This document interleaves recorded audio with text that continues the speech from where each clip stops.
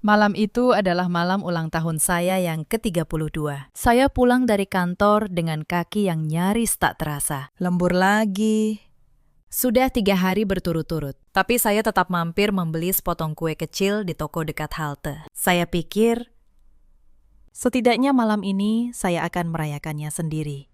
Kalau memang tak ada yang ingat. Di teras rumah ada sepasang sepatu yang tidak saya kenal. Hak tinggi. Warna merah menyala. Bukan sepatu saya, bukan sepatu siapapun di rumah ini. Saya membuka pintu pelan. Di ruang tengah, di sofa tempat saya selalu duduk setiap malam. Seorang perempuan asing sedang bersandar santai. Kakinya disilangkan. Tangannya memegang cangkir teh dari lemari saya. Ibu mertua saya duduk di sebelahnya. Tersenyum seperti baru saja menyelesaikan sebuah urusan penting. Akhirnya, pulang juga, kata Bu Sukarni tanpa menoleh. Kira, kenalkan.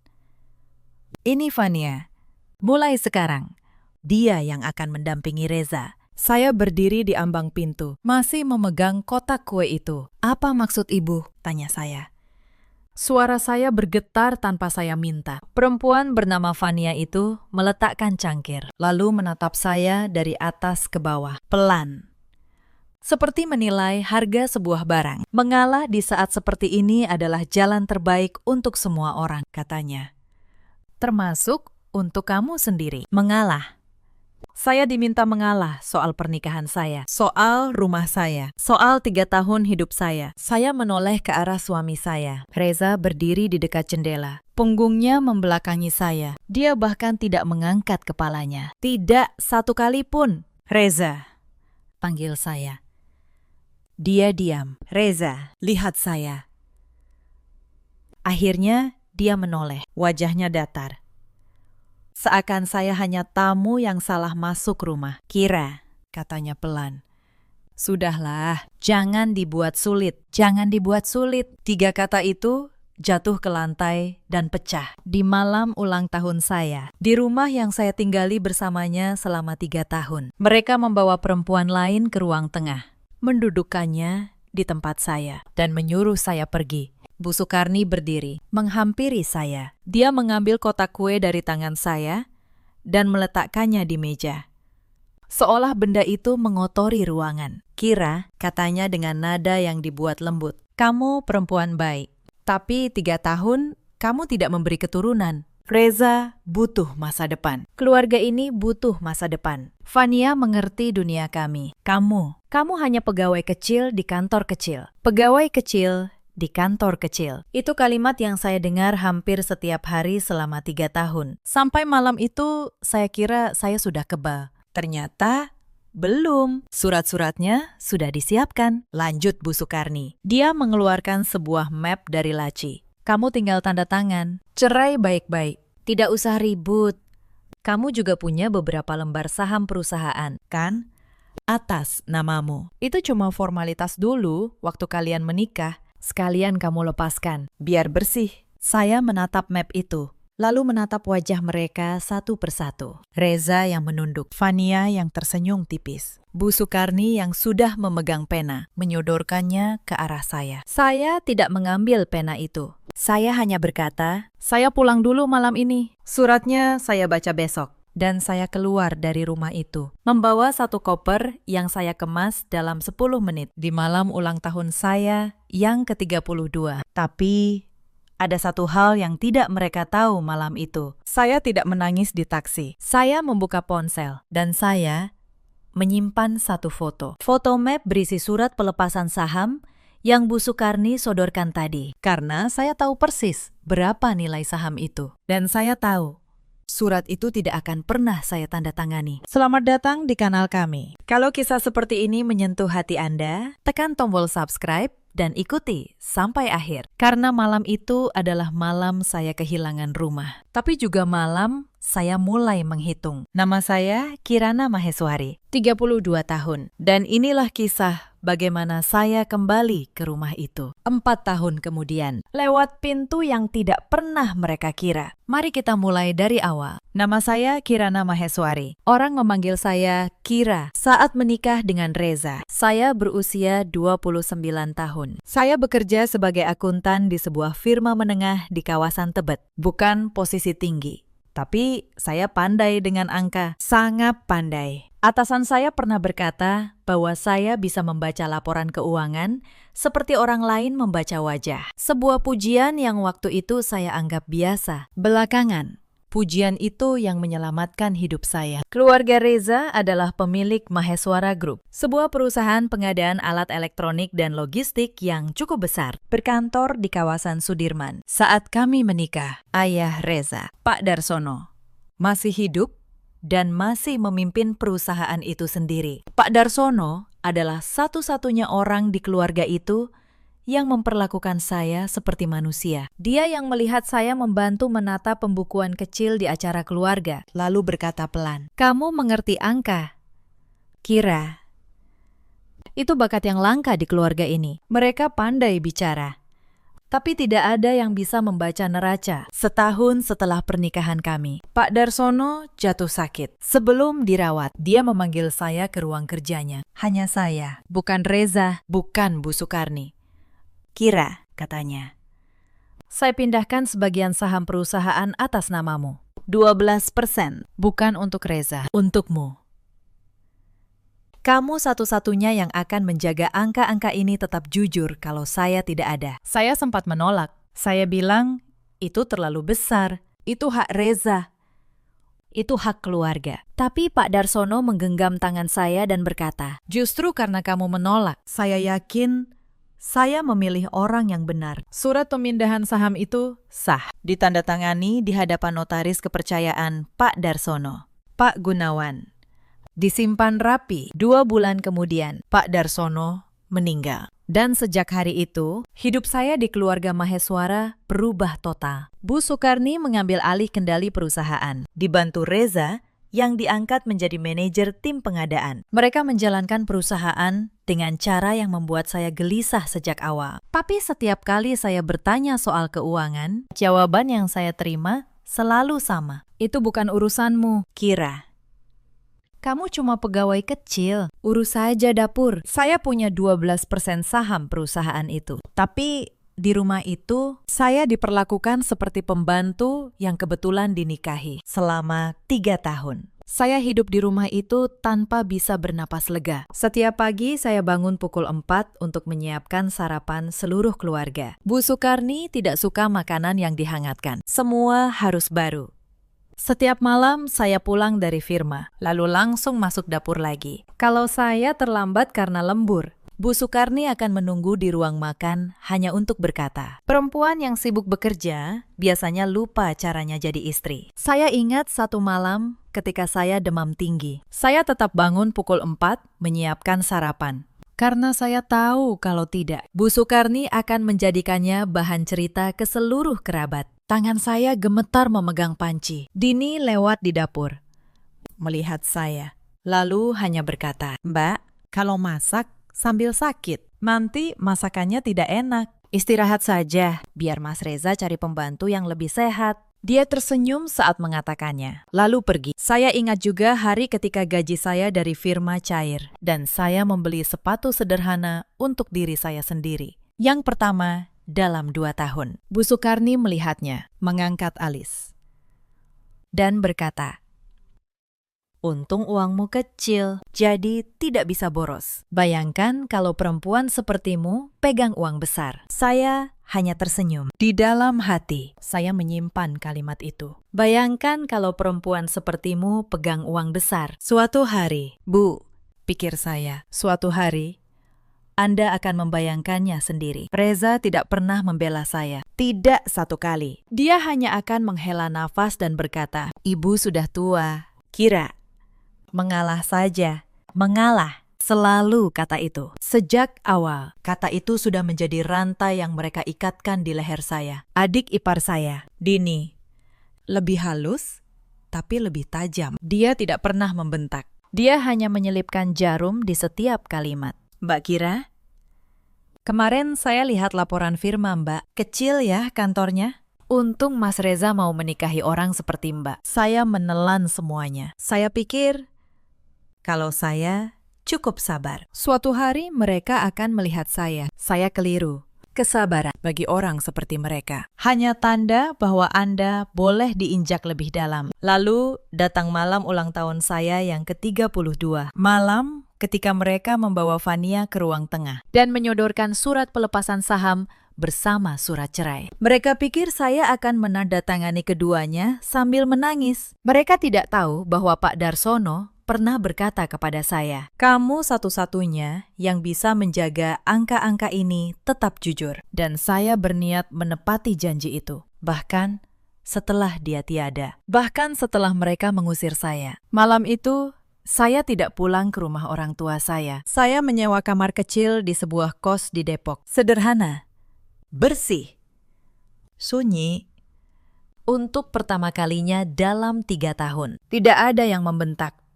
Saya pukul 4 pagi. Keesokan paginya, saya membaca surat-surat yang difoto ponsel saya. Surat cerai, saya akan tanda tangani. Pernikahan itu sudah mati jauh sebelum malam itu. Tapi surat pelepasan saham, tidak.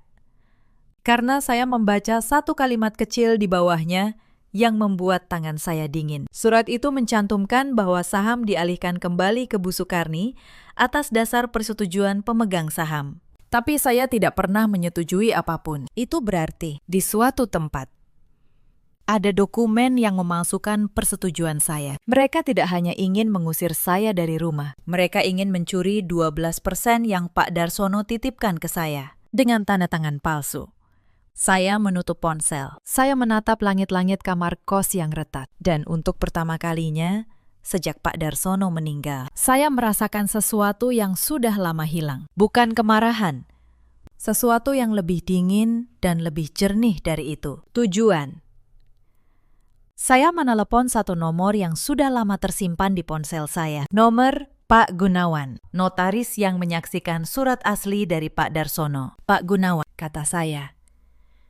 Surat pemindahan saham yang ditandatangani almarhum Pak Darsono. Yang aslinya masih Bapak simpan. Di seberang, suara tua itu menjawab. Tenang, masih, Bu Kira. Saya simpan persis seperti pesan beliau. Kenapa? Ada yang mengganggu Anda soal saham itu. Saya tersenyum tipis untuk pertama kalinya dalam berhari-hari. Belum. Pakistan, kata saya.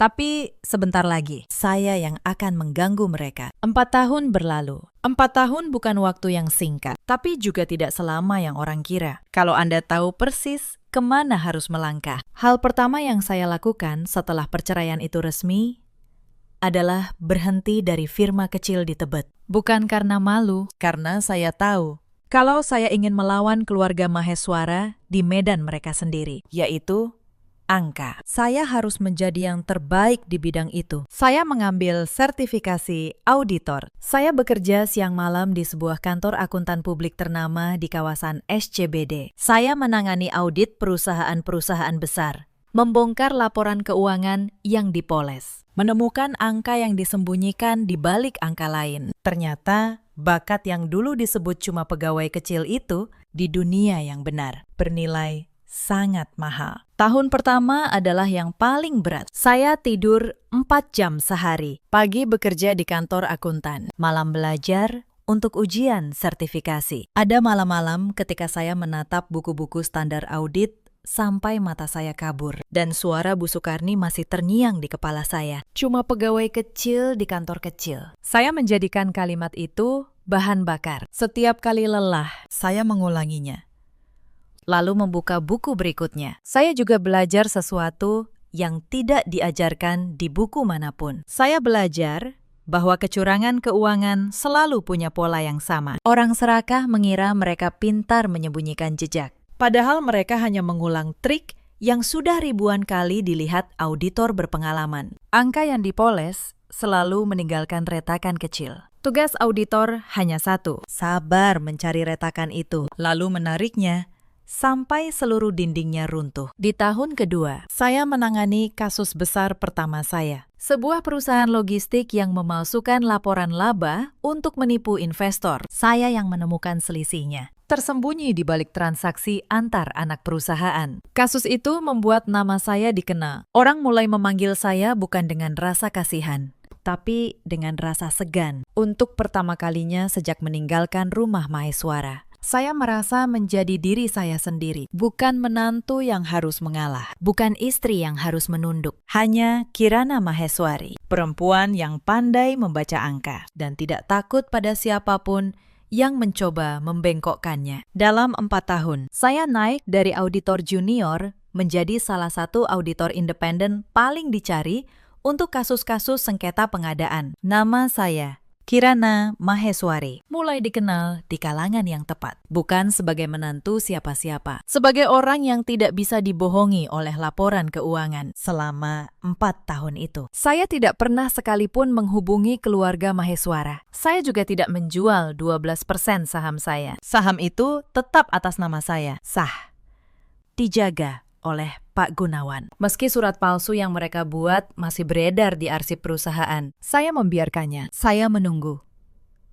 Karena saya tahu, perusahaan yang dijalankan dengan keserakahan akan selalu meninggalkan jejak. Dan suatu hari, jejak itu akan sampai ke meja seorang auditor. Hari itu tiba lebih cepat dari yang saya kira. Pagi itu, pimpinan kantor memanggil saya ke ruangannya. Di mejanya ada sebuah map tebal. Kira, katanya, ada penunjukan audit independen. Komite pengawas independen sebuah perusahaan mencurigai adanya kecurangan dalam proses tender pengadaan mereka. Nilainya besar. Mereka minta auditor terbaik kami. Saya pikir, kamu. Saya membuka map itu. Di halaman pertama, percetak nama perusahaan yang harus saya audit, Maheswara Group. Saya diam beberapa detik. Lalu saya menutup map itu pelan. Saya ambil, kata saya.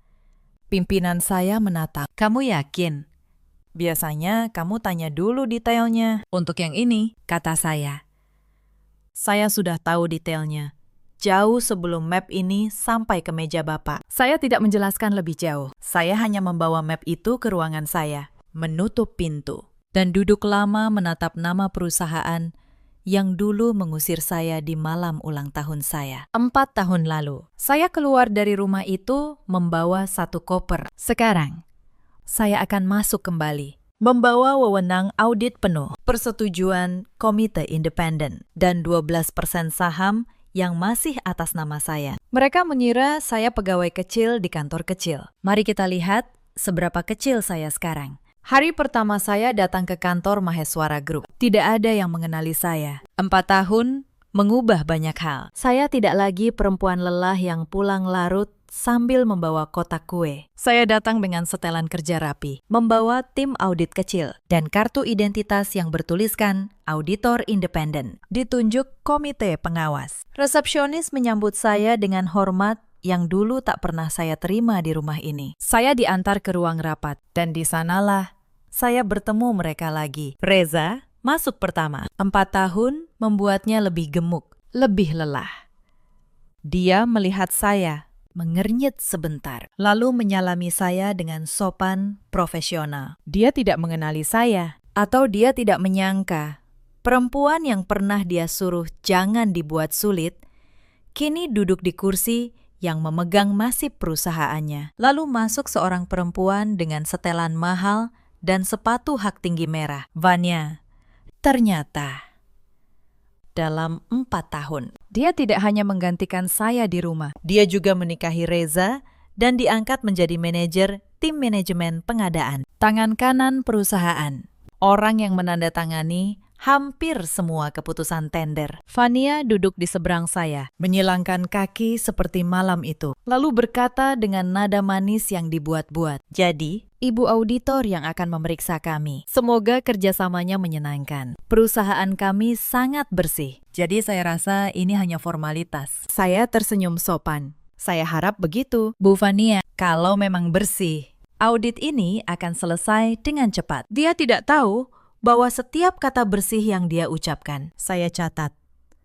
Insiden pertama datang di hari kedua. Saya meminta seluruh dokumen proses tender 3 tahun terakhir. Tim Fania menyerahkannya dengan lambat, sepotong demi sepotong. Tapi saya sudah terbiasa dengan permainan ini. Perusahaan yang bersih menyerahkan dokumen dengan lega. Perusahaan yang menyembunyikan sesuatu menyerahkannya seperti orang mencabut gigi. Di tumpukan pertama, saya menemukan kejanggalan kecil. Sebuah tender senilai 8 miliar rupiah dimenangkan oleh perusahaan yang baru berdiri 3 bulan sebelum tender dibuka. Perusahaan tanpa rekam jejak, tanpa pengalaman, tiba-tiba mengalahkan 4 peserta lama yang jauh lebih kredibel. Saya menandai halaman itu. Loop pertama terbuka. Insiden kedua, saya menelusuri pemilik perusahaan pemenang itu. Butuh 2 hari. Dan ketika nama pemiliknya muncul, saya harus menahan napas. Perusahaan itu terdaftar atas nama seorang kerabat jauh Fania, sebuah perusahaan boneka. Dibuat hanya untuk memenangkan tender, lalu mengalirkan keuntungan kembali ke kantong orang dalam. Saya menyimpan temuan itu. Belum saatnya. Sebuah jaring tidak ditarik saat baru 1 ikan masuk. Insiden ketiga terjadi di lorong kantor. Saya berpapasan dengan Reza. Kali ini dia menatap saya lebih lama. Sesuatu di wajahnya berkedip, seperti ingatan yang mencoba muncul ke permukaan. "Maaf," katanya ragu. "Apa? Kita pernah bertemu sebelumnya." Wajah ibu rasanya tidak asing. Saya menatapnya tenang. "Mungkin di salah satu rapat, Pak Reza?" Dunia pengadaan ini sempit. Saya berlalu sebelum dia sempat menyusun ingatannya. Belum waktunya dia tahu. Saya ingin dia tahu di ruangan yang penuh orang, bukan di lorong yang sepi. Insiden keempat, Fania mulai menghalangi. Suatu sore, ketika tim saya meminta akses ke sistem pengadaan elektronik, wakil manajernya datang dengan wajah keras. "Dokumen tim kami hanya bisa diakses dengan izin kami," katanya. "Ini wewenang internal. Ini permintaan resmi Komite Pengawas Independen," jawab saya tenang. "Kami sudah mengantongi persetujuan tertulis. Kalau Anda menghalangi akses, kami akan mencatatnya sebagai upaya menghambat audit." Dan itu, Pakistan, akan menjadi paragraf pertama dalam laporan kami. Wakil manajer itu pergi dengan wajah masam. Saya tahu dia akan langsung melapor pada Fania. Bagus. Saya ingin Fania gelisah. Orang yang gelisah membuat kesalahan. Insiden kelima adalah kunci dari segalanya. Setelah kami mendapat akses sistem, salah satu anggota tim saya, seorang anak muda bernama Bayu, berlari ke ruangan saya dengan wajah pucat bercampur antusias. "Bu Kira," katanya. Saya periksa log sistem pengadaan. Ada pola. Seseorang masuk ke sistem berulang kali setelah batas waktu tender ditutup. Dan setiap kali masuk, skor penilaian peserta diubah. ID dan waktunya semua tercatat. Saya berdiri perlahan. "Tunjukkan." Bayu memutar layar. Di sana, hitam di atas putih. Tercatat puluhan kali login setelah tenggat. Setiap login mengubah skor, menaikkan nilai perusahaan boneka, menurunkan nilai peserta lain, dan alamat IP itu ketika kami telusuri mengarah ke satu komputer di ruang kerja manajer pengadaan, ruang kerja Fania. Loop demi loop mulai terhubung. "Apakah datanya ada di server cadangan juga?" tanya saya. Bayu mengangguk. "Ada, Bu. Dan ini bagian menariknya. Seseorang sudah mencoba menghapusnya. Tapi tampaknya dia tidak tahu bahwa server cadangan menyimpan salinan otomatis yang tidak bisa dihapus dari terminal biasa. Data aslinya masih utuh. Saya menatap layar itu lama sekali. Fania mengira dia sudah menghapus jejaknya. Dia tidak tahu bahwa angka tidak pernah benar-benar hilang. Angka selalu meninggalkan bayangan di suatu tempat. Dan saya, sepanjang hidup saya, dilatih untuk membaca bayangan. Amankan seluruh salinan server cadangan, kata saya pelan. Buat 3 duplikat. 1 untuk komite, 1 untuk notaris, 1 kita simpan terpisah. Jangan ada yang tahu kita sudah punya ini. Tapi sebelum insiden ke-6, ada satu hal yang harus saya lewati lebih dulu. Fania tidak diam saja melihat audit berjalan. Suatu siang, dia memanggil saya ke ruangannya, sendirian. Pintu ditutup. Di atas mejanya sudah ada secangkir kopi yang tidak dia tawarkan kepada saya. Bu auditor, katanya. Nada manisnya hilang sama sekali. Saya tahu tipe orang seperti Anda, mencari masalah di tempat yang bersih demi bayaran lebih. Saya beri saran, hentikan audit ini. Tulis saja laporan bahwa semuanya wajar. Saya pastikan kantor Anda dapat proyek besar dari kami tahun depan. Saya menatapnya. Anda sedang mencoba menyuap auditor independen. Bu Fania, di ruangan tertutup. Sayang sekali. Wajahnya mengeras. Kalau Anda menolak, saya punya cara lain. Saya akan laporkan Anda atas pencemaran nama baik perusahaan. Saya akan tuntut kantor Anda. Saya akan pastikan nama Anda hancur di industri ini. Saya sudah biasa menghancurkan perempuan yang sok suci seperti Anda. Saya berdiri pelan. Anda sudah biasa. Ulang saya. Saya percaya itu. Tapi ada satu perempuan yang dulu Anda kira sudah Anda hancurkan. Bu Vania, 4 tahun lalu, di sebuah ruang tengah, di malam ulang tahunnya, Vania mengernyit. Bingung. Anda tidak ingat saya, kata saya. Tidak apa-apa, Anda akan ingat sebentar lagi. Saya keluar dari ruangan itu sebelum dia sempat menjawab ancaman pencemaran nama baik itu. Saya catat juga, belakangan, ancaman itu justru menjadi bukti tambahan bahwa dia tahu ada sesuatu yang harus disembunyikan. Ada pula insiden yang melibatkan Dini saat menelusuri daftar penerima pembayaran konsultan fiktif. Satu nama muncul berulang. Sebuah perusahaan jasa konsultasi pemasaran yang tidak pernah menyerahkan satu laporan pun, tapi menerima ratusan juta setiap kuartal. Pemiliknya, Dini, adik ipar yang dulu menyelipkan jarum di setiap kalimatnya. Ternyata, sambil tersenyum manis, dia ikut menyedot uang perusahaan lewat perusahaan kosong miliknya sendiri. Saya menambahkan namanya ke dalam map, satu persatu. Semua yang dulu duduk di meja makan itu sambil meremehkan saya, kini berbaris sebagai nama-nama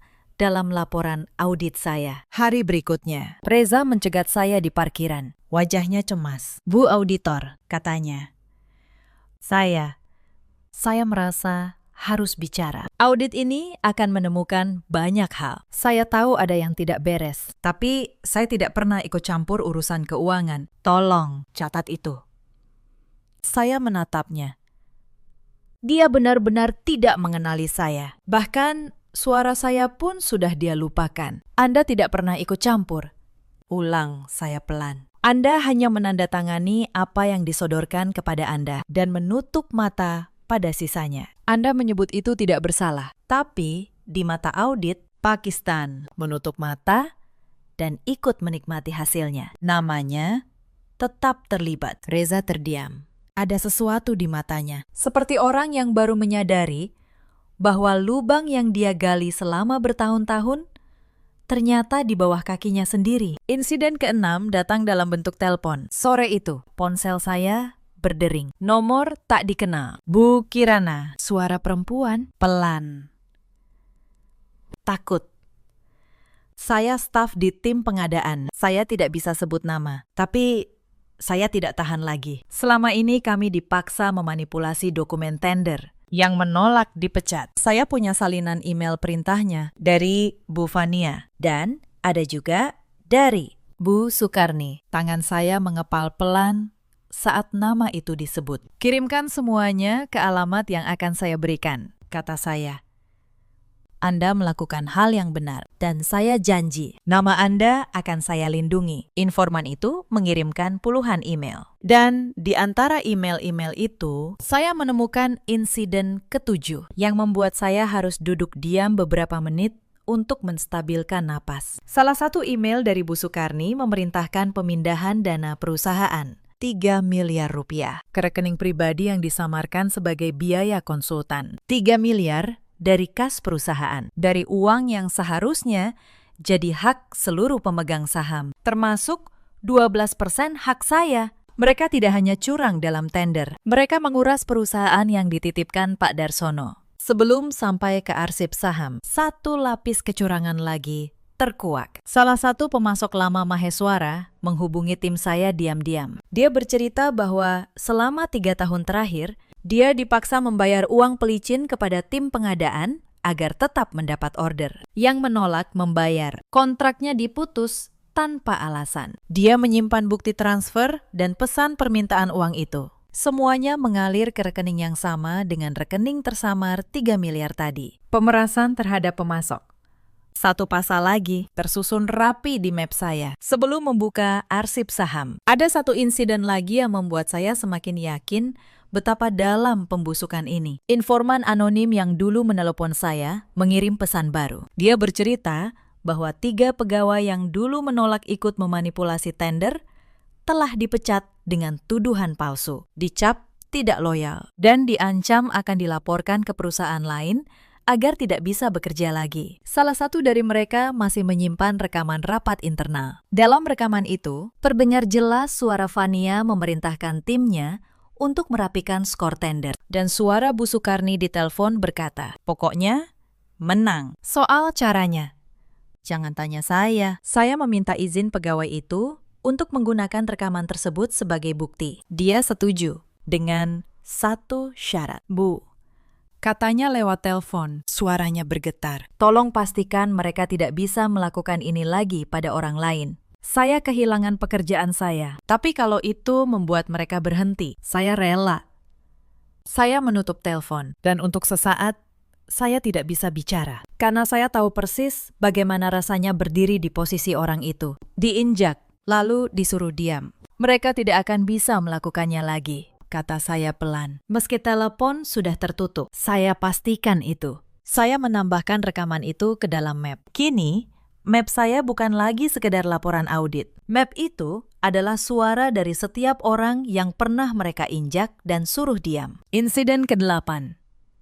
Saya membuka kembali arsip kepemilikan saham perusahaan, dan di sanalah tersimpan rapi di sistem surat pelepasan saham yang dulu mereka coba paksakan ke saya. Surat dengan tanda tangan saya yang dipalsukan. Surat yang mengklaim saya telah menyetujui mengembalikan 12% saham ke Bu Sukarni di malam ulang tahun saya yang ke-32. Saya menatap tanda tangan palsu itu lama sekali. 4 tahun. Selama 4 tahun surat ini berbaring di arsip, menunggu untuk dipakai melawan saya kalau saya berani muncul kembali. Tapi sekarang, surat itu bukan senjata mereka. Surat itu menjadi bukti pemalsuan dokumen oleh mereka sendiri. Karena yang asli, yang ditandatangani almarhum Pak Darsono di hadapan Pak Gunawan, masih utuh, sah, dan ada di tangan saya. Saya mengumpulkan semuanya. Log IP, perubahan skor tender, salinan server cadangan yang gagal mereka hapus, email perintah manipulasi dari Fania dan Bu Sukarni, bukti perusahaan boneka milik kerabat Fania, catatan aliran 3 miliar ke rekening tersamar, dan surat pelepasan saham palsu, disandingkan dengan surat asli dari Pak Gunawan. Semua tersusun rapi dalam satu map, lengkap.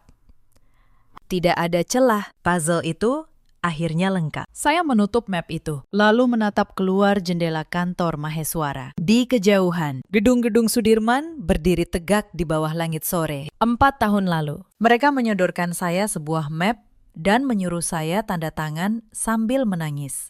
Sekarang, saya yang memegang map. Dan kali ini, merekalah yang akan menangis. Saya meminta Komite Pengawas Independen mengadakan rapat pemegang saham luar biasa. Saya juga meminta kehadiran wajib seluruh jajaran direksi dan manajemen. Bu Sukarni, Reca, Bania, Dini, semua harus hadir. Saya ingin semuanya selesai di satu ruangan, di hadapan semua orang. Hari rapat itu, ruang pertemuan utama Maheswara Group penuh. Komite pengawas duduk di satu sisi, para pemegang saham minoritas di sisi lain. Dan di kepala meja, keluarga itu duduk berjajar, masih dengan rasa percaya diri orang yang merasa memegang kendali. Bu Sukarni memakai perhiasan terbaiknya. Fania duduk di sebelah Reza. Sepatu hat merah, kaki disilangkan. Dini di ujung, sibuk dengan ponselnya. Saya masuk terakhir, membawa map. Ketika saya berdiri di depan ruangan, Bu Sukarni baru benar-benar menatap wajah saya. Saya melihat momen itu. Momen ketika pengenalan menjalar di matanya. Momen ketika dia menyadari siapa auditor independen yang selama 3 minggu ini membongkar perusahaannya. Kira, suaranya hampir tak terdengar. Ruangan hening. Reza menoleh cepat ke arah saya, lalu ke arah ibunya, lalu kembali ke saya. Warna wajahnya menghilang. Kira, kamu. Selamat sore, kata saya, tenang, menyapa seluruh ruangan. Nama saya Kirana Maheswari, auditor independen yang ditunjuk komite pengawas. Dan ya, Pak Reza, Bu Sukarni, kita memang pernah bertemu sebelumnya, 4 tahun lalu. Di ruang tengah sebuah rumah, di malam ulang tahun saya. Fania mengernyit. Belum mengerti. Apa-apaan ini? Audit kok jadi urusan pribadi? Saya membuka map saya. Mari kita buat ini benar-benar soal pekerjaan. Bu Fania, kata saya. Halaman pertama, tender senilai 8 miliar yang dimenangkan oleh perusahaan berusia 3 bulan tanpa rekam jejak. Perusahaan yang, setelah kami telusuri, terdaftar atas nama kerabat Anda sendiri. Wajah Fania mulai pucat.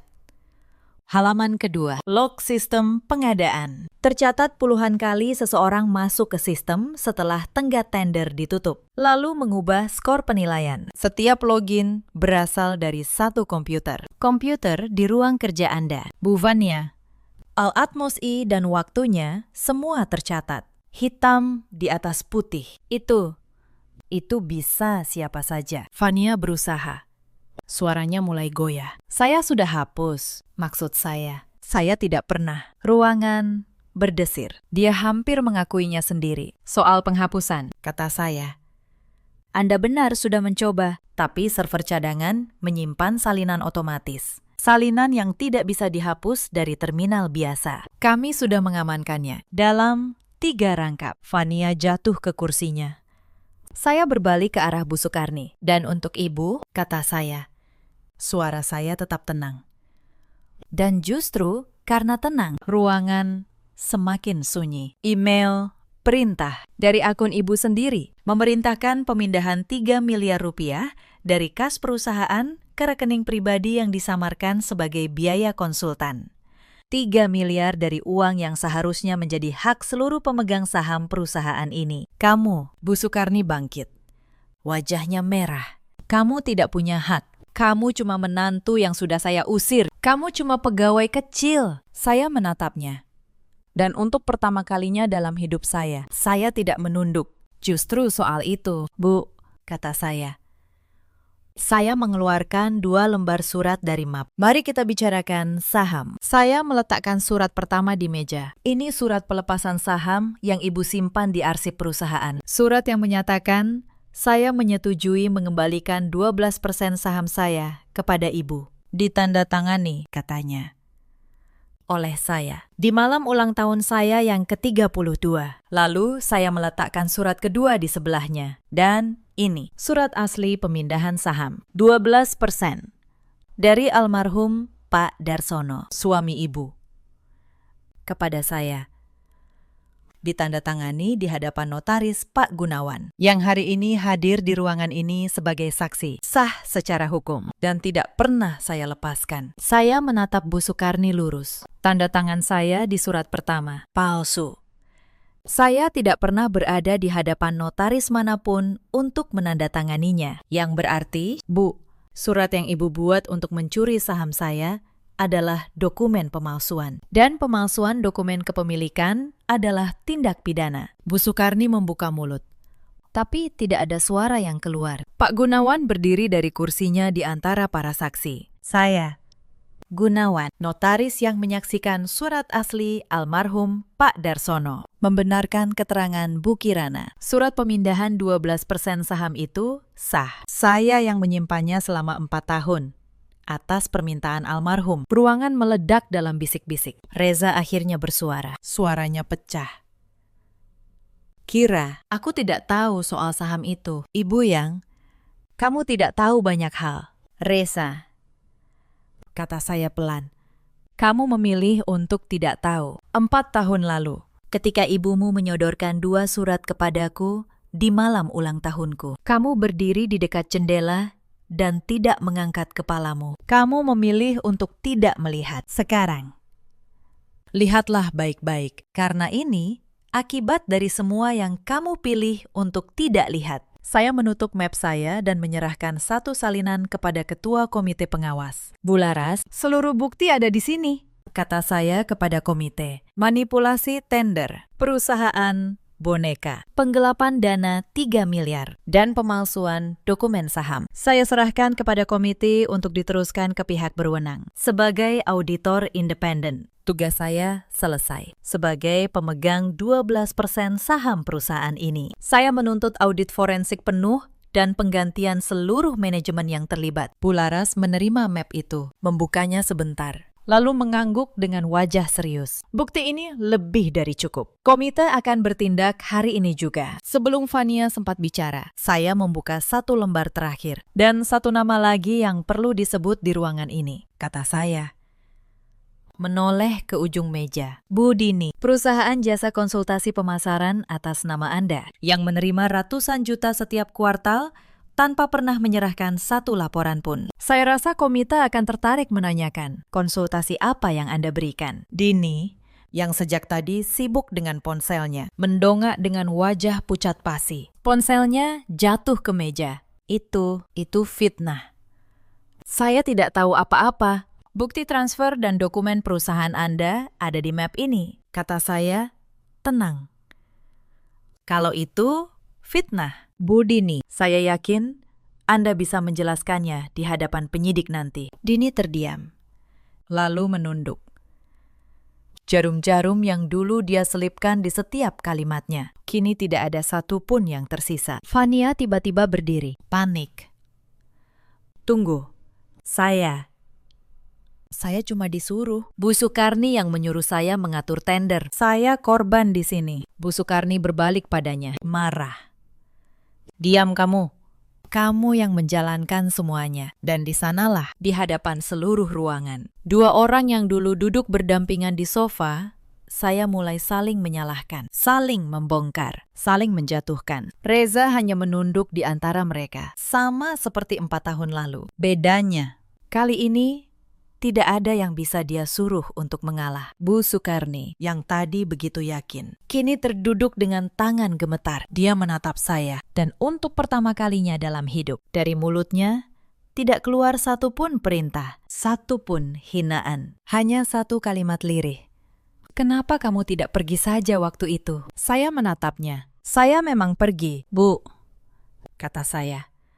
Tapi saya membawa serta janji yang saya buat pada almarhum suami ibu. Dan janji itu tidak seperti ibu. Tidak pernah saya hianati. Saya berdiri menyaksikan semuanya dengan tenang. Tidak ada kemenangan yang riuh, hanya keheningan dingin di dalam dada saya. Dan suara Pak Darsono di kepala saya dari bertahun-tahun lalu. Kamu satu-satunya yang bisa menjaga angka-angka ini tetap jujur. Saya sudah menepati janji itu. Pakistan. Setelah rapat itu, saya tidak langsung pulang. Saya duduk sendiri di kafe kecil di seberang gedung Maheswara, memesan teh hangat, dan menatap orang-orang yang berlalu lalang di trotoar Sudirman. Tidak ada euforia, tidak ada rasa menang yang meledak-ledak, hanya kelegaan yang dalam dan sunyi. Seperti orang yang akhirnya meletakkan beban yang sudah terlalu lama dia panggul. Saya teringat perempuan yang 4 tahun lalu keluar dari rumah itu di malam ulang tahunnya, membawa satu koper dan satu foto map. Saya ingin sekali kembali ke malam itu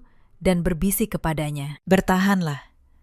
Yang mereka sebut akhir hidupmu. Sebenarnya baru permulaan. Kamu akan baik-baik saja, lebih dari baik-baik saja. Beberapa bulan kemudian, semuanya selesai. Hasil audit forensik membenarkan setiap temuan saya. Fania terbukti memanipulasi puluhan tender dan dijerat pasal penipuan serta pemalsuan dokumen. Bu Sukarni dijerat atas penggelapan dana perusahaan dan pemalsuan surat saham. Perusahaan boneka milik kerabat Fania dibekukan. Asetnya disita untuk menutup kerugian. Reza kehilangan jabatannya. Lebih dari itu, dia kehilangan segalanya. Fania, yang dulu dibawa ke ruang tengah dengan begitu percaya diri, menceraikannya. Begitu uang dan jabatan tak lagi ada padanya. Persis seperti dia datang, dia pergi. Demi keuntungan. Saya tidak merasa puas mendengarnya. Saya hanya merasa akhirnya Angka-angka sudah kembali ke tempatnya yang benar. Maheshwara Group direstrukturisasi total di bawah pengawasan komite. Sebagai pemegang 12% saham yang sah, saya diminta masuk ke jajaran pengawas perusahaan. Saya menerimanya, bukan untuk membalas dendam, untuk memastikan perusahaan yang dibangun Pak Darsono tidak pernah lagi jatuh ke tangan orang yang menukar kejujuran dengan keserakahan. Suatu sore, saya kembali ke kantor itu untuk rapat pengawas. Saya melewati ruang tengah lama keluarga Maheswara, yang kini menjadi ruang arsip perusahaan. Saya berdiri sebentar di ambang pintu. Di tempat saya pernah berdiri 4 tahun lalu sambil memegang kotak kue di malam ulang tahun saya. Tidak ada lagi sepatu hak merah di teras. Tidak ada lagi suara yang menyuruh saya mengalah. Saya tersenyum, lalu pergi. Malam itu, saya merayakan ulang tahun saya yang ke-36 sendiri. Tapi tidak kesepian. Saya membeli sepotong kue kecil dari toko yang sama dekat halte, lalu memakannya pelan di apartemen saya sendiri, di kawasan Kebayoran Baru. Apartemen yang saya beli dengan uang saya sendiri. Hasil dari bakat yang dulu disebut cuma pegawai kecil di kantor kecil. Saya meletakkan garpu dan menatap keluar jendela. Di kejauhan, lampu-lampu kota berkelip tenang. 4 tahun lalu, mereka mengusir saya dari rumah di malam ulang tahun saya dan menyangka saya tidak punya apa-apa. Mereka lupa. Saya selalu punya satu hal yang tidak bisa mereka curah dengan tanda tangan palsu manapun. Saya punya angka, dan angka tidak pernah berbohong. Cerita hari ini sampai di sini. Di luar sana, ada banyak perempuan yang pernah berdiri seperti saya dulu, di ambang pintu rumah sendiri, diminta mengalah, diminta pergi, diminta menukar harga diri demi ketenangan orang lain. Kalau Anda salah satunya, saya ingin Anda tahu satu hal. Nilai Anda tidak ditentukan oleh orang yang mengusir Anda. Nilai Anda ditentukan oleh apa yang Anda jaga di dalam diri, bahkan ketika tidak ada yang melihat. Ada juga banyak suami seperti Reza di luar sana yang memilih menunduk, memilih tidak melihat, dan menyebutnya menjaga kedamaian. Tapi kedamaian yang dibangun dengan menutup mata terhadap ketidakadilan, pada akhirnya akan runtuh menimpa diri sendiri. Dan ada pula ibu mertua seperti Bu Sukarni yang mengira kekuasaan keluarga bisa dipakai untuk menginjak siapa saja yang lemah. Mereka lupa bahwa orang yang hari ini mereka sebut kecil bisa jadi adalah orang yang esok memegang map yang menentukan nasib mereka. Dalam hidup, kita memang tidak selalu bisa memilih bagaimana orang lain memperlakukan kita, tapi kita selalu bisa memilih untuk tidak kehilangan diri sendiri. Yang asli, pada akhirnya, pasti akan bersinar. Orang yang memegang prinsip, pada akhirnya, yang akan menang. Terima kasih sudah menemani saya sampai akhir cerita ini. Kalau kisah ini menyentuh hati Anda, tuliskan perasaan Anda di kolom komentar. Dan kalau Anda pernah punya kisah seperti ini, ceritakan. Karena di luar sana, mungkin ada seseorang yang butuh mendengar bahwa dia tidak sendirian. Sampai jumpa di cerita berikutnya. Jaga diri Anda baik-baik. Pagi itu seharusnya menjadi pagi paling membahagiakan dalam pernikahan saya. Sebab 3 hari lagi, katanya, kami akan berangkat umroh bersama. Lalu saya menemukan amplop coklat tebal terselip di laci meja kerja suami saya. Di dalamnya ada 2 tiket dan 2 paket perjalanan ke Tanah Suci. Satu nama di tiket itu adalah suami saya. Nama yang satu lagi bukan nama saya. Foto perempuan di dokumen itu masih sangat muda, dan suami saya berniat membawanya ke Tanah Suci, memakai uang dari rekening perusahaan. Perusahaan yang ia kira miliknya sendiri. Ia pikir saya hanya ibu rumah tangga yang tidak mengerti apa-apa. Ia pikir saya tidak akan pernah tahu. Ia salah. Salah besar, karena 3 hari kemudian, saat mereka berdua sudah berdiri di bandara, dengan koper dan paspor di tangan, saya sudah menyiapkan sesuatu yang akan mereka ingat seumur hidup. Halo, sahabat. Selamat datang kembali di kanal ini, tempat di mana setiap kisah membawa pelajaran, dan setiap pelajaran menyentuh hati yang mau mendengar. Jika cerita ini menyentuh hati Anda, luangkan waktu sejenak. Tekan tombol berlangganan, dan tuliskan dari kota mana Anda menonton. Semoga Allah selalu menjaga keluarga Anda dari pengkhianatan yang tak terlihat. Sekarang, izinkan saya mulai dari awal. Nama saya Maharani. Usia saya 36 tahun. Saya tinggal di sebuah rumah 2 lantai di kawasan Bintaro bersama suami saya, Galih, di mata semua orang. Saya hanyalah seorang istri biasa, ibu rumah tangga yang mengurus dapur, menjemur pakaian, dan menunggu suami pulang. Itu yang mereka lihat, itu yang mereka percaya. Tidak ada yang tahu bahwa setiap pagi sebelum matahari naik, saya membuka laptop di kamar kerja kecil saya, memeriksa neraca, membaca laporan arus kas, menandatangani persetujuan yang nilainya ratusan juta. Sebab di balik citra ibu rumah tangga itu, saya seorang akuntan dan ada satu rahasia yang sudah 12 tahun saya simpan rapat. Rahasia yang jika terbongkar akan membuat setiap mulut yang merendahkan saya terdiam seketika. Tapi malam itu saya belum mau membongkarnya. Saya hanya ingin tahu seberapa jauh suami saya berani melangkah. Mari saya ceritakan bagaimana semuanya bermula. Saya menikah dengan Galih 12 tahun yang lalu. Waktu itu ia hanya seorang pegawai biasa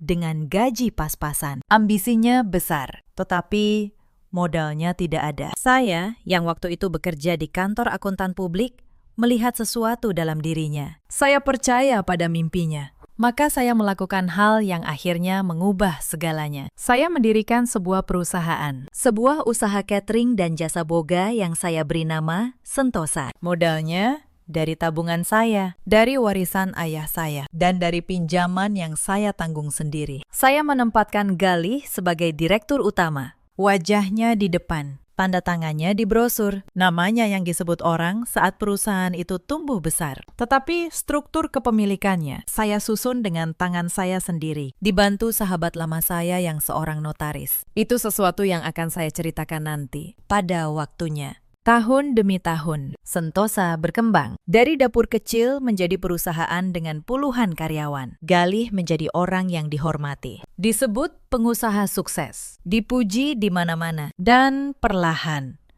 ia mulai lupa. Lupa siapa yang menanam benih pertama. Lupa siapa yang menjaga akarnya tetap hidup di musim kering. Ia mulai memandang saya seperti orang asing di rumah sendiri. Ucapannya makin pendek. Pulangnya makin malam. Senyumnya yang dulu hanya untuk saya, kini saya tak tahu lagi untuk siapa. Saya memilih diam, sebab saya percaya badai dalam rumah tangga kadang berlalu sendiri jika kita cukup sabar. Saya salah menilai. Yang datang bukan badai yang berlalu. Yang datang adalah pengkhianatan yang sedang menyusun rencananya pelan-pelan. Di bawah hidung saya, ibu mertua saya, Bu Sukma, tidak pernah menyukai saya. Sejak awal ia menganggap saya tidak sepadan dengan anaknya. Setiap kali berkunjung, ucapannya selalu sama, bahwa saya beruntung dinikahi Galih, bahwa tanpa Galih saya bukan siapa-siapa, bahwa tugas saya hanya melayani, bukan banyak bicara. Saya menelan semua itu, setiap kalimat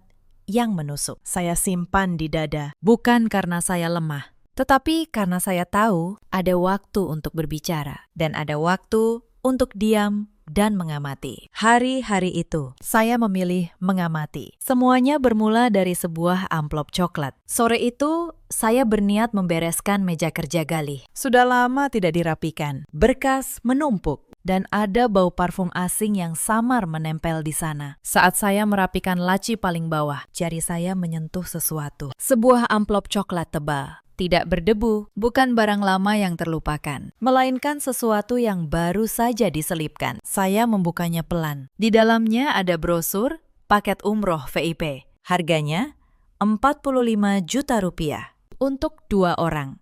Tangan saya berhenti, sebab di lembar nama jemaah tertulis 2 nama, Galih Pratama dan seorang perempuan bernama Fania Saputri. Saya menatap foto perempuan itu lama sekali. Wajahnya muda.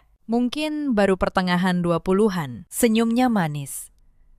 Dan saya tidak pernah melihatnya seumur hidup. Jantung saya berdetak cepat, tetapi tangan saya tetap stabil. Bertahun-tahun bekerja dengan angka mengajari saya satu hal. Saat semua orang panik, orang yang menang adalah yang tetap berpikir jernih. Maka saya tidak berteriak, saya tidak menangis. Saya memfoto setiap lembar dokumen itu, lalu mengembalikannya persis seperti semula. Sudut yang sama, lipatan yang sama. Lalu saya menutup laci itu dan duduk di tepi ranjang dengan jantung yang masih berdebar. Malam itu saya tahu satu hal pasti. Suami saya sedang merencanakan sesuatu dan ia mengira saya buta. Tapi malam itu pula, ia tak tahu bahwa istri yang ia remehkan baru saja membuka pintu pertama menuju kehancurannya sendiri. Pagi itu, sebelum saya membuka pembukuan, ada seseorang yang diam-diam memperhatikan saya. Mbak Asih,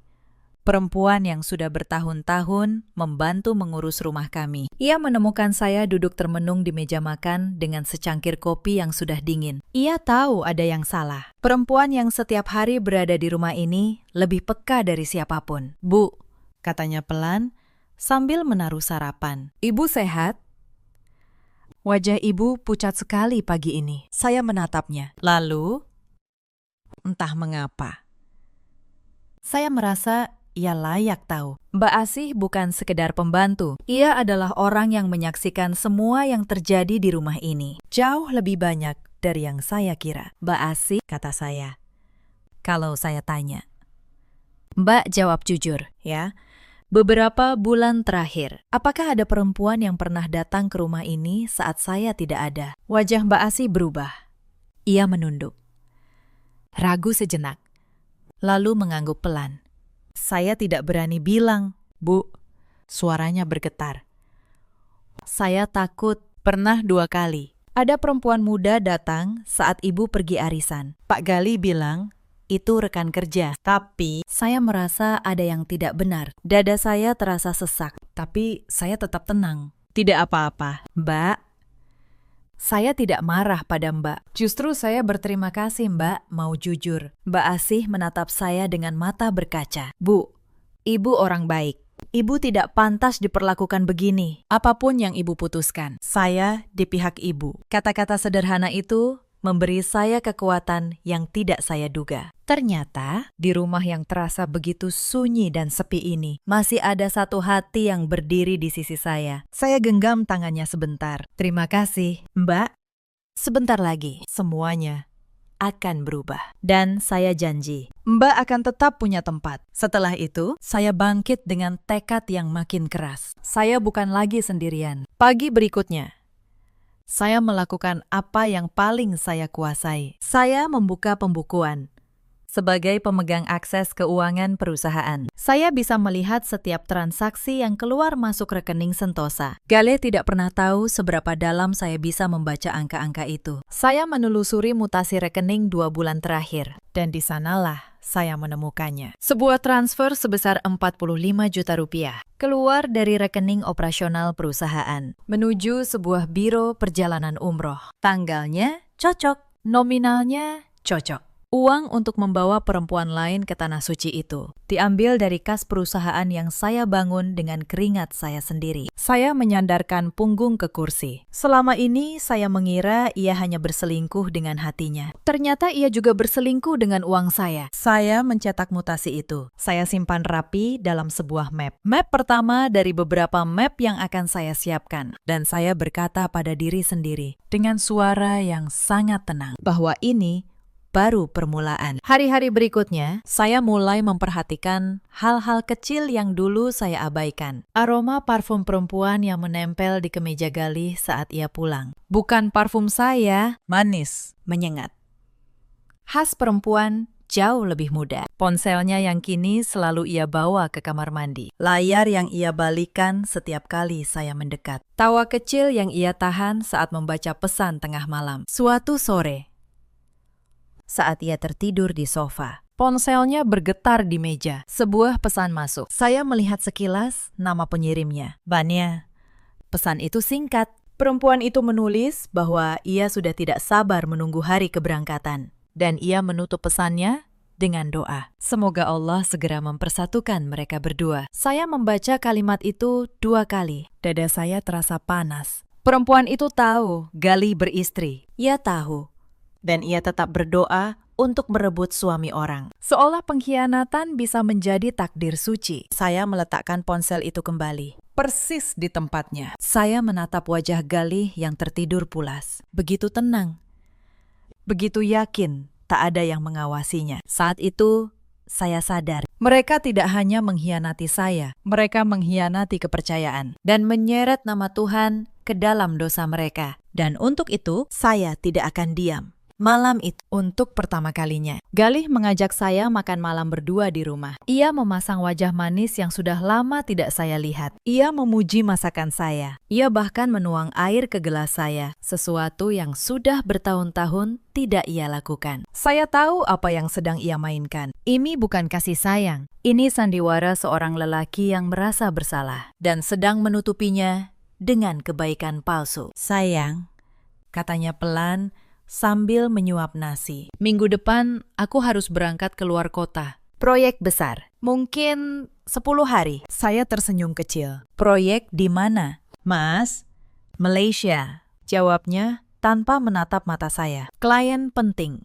Aku berangkat pagi-pagi sekali, jadi jangan repot mengantar. Saya mengangguk pelan. Di dalam hati, saya mencatat satu kebohongan lagi. Bukan Malaysia, tanah suci, bukan klien. Perempuan bernama Fania. Hati-hati ya, Mas, kata saya lembut. Semoga perjalananmu diberkahi. Ia tersenyum lega, mengira sandiwaranya berhasil. Ia tidak tahu, setiap kata bohongnya sedang saya kumpulkan satu persatu, menjadi bukti yang akan ia hadapi nanti. Wajah saya malam itu terlihat lelah. Tapi di balik kelelahan itu, ada ketenangan aneh yang bahkan mengejutkan diri saya sendiri. Akhir pekan itu, Bu Sukma datang berkunjung. Dan kedatangannya selalu membawa luka. Ia duduk di ruang tamu, memandangi rumah saya dengan tatapan menilai. Lalu, seperti biasa, mulutnya mulai bekerja. "Rani," katanya, "kamu ini beruntung sekali. Coba pikir.